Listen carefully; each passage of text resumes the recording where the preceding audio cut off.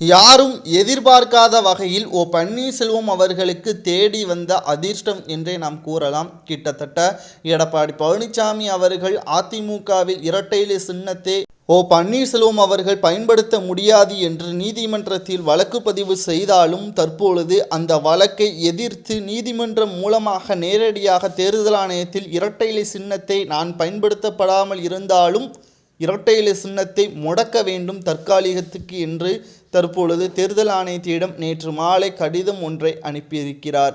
இதற்கு மிக மிக முக்கியமான காரணம் எடப்பாடி பழனிசாமி செய்த மிகப்பெரிய ஒரு தவறுதான்.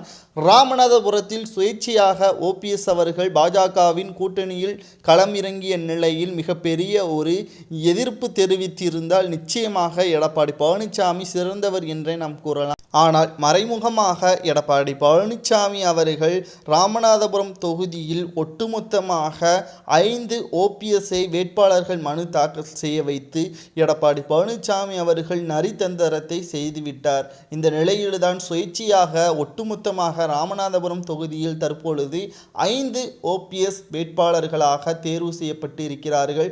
களத்தில் 5 ஓபிஎஸ் அவர்கள். இதில் யார் உண்மையான ஓபிஎஸ் என்பது மக்கள் மத்தியில் குழப்பம் உண்டாகும் என்ற நோக்கத்துடன் தனி சின்னத்தை தற்பொழுது தேர்தல் ஆணையத்திடம் கேட்டுள்ளார் பன்னீர்செல்வம் அவர்கள்.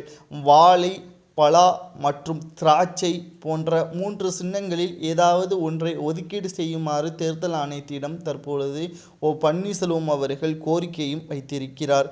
இந்த நிலையில்தான் அனைத்தையும் வீழ்த்தி ஓபிஎஸ் அவர்கள் வெற்றியடைந்தால் ராமநாதபுரத்தில் மிகப்பெரிய ஒரு மத்திய அமைச்சர் தோன்றுவார் என்றும் பாஜக தெரிவித்துள்ளது.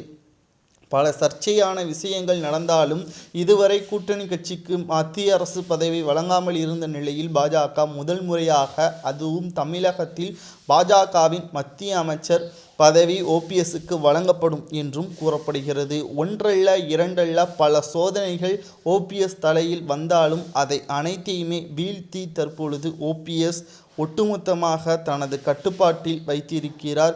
இரட்டை இலை சின்னத்தை முதலில் முடக்கிவிட்டு எடப்பாடி பழனிசாமியை விரட்டியடிக்க வேண்டும். அதற்கு பிறகு ஓபிஎஸ் தலைமையில் அதிமுக நிச்சயமாக 2026 சட்டமன்ற தேர்தல் களம் காண்கப்படும் என்றும் அதற்காகத்தான் மத்திய அமைச்சர் பதவி கிடைக்கும் என்றும் கூறப்படுகிறது.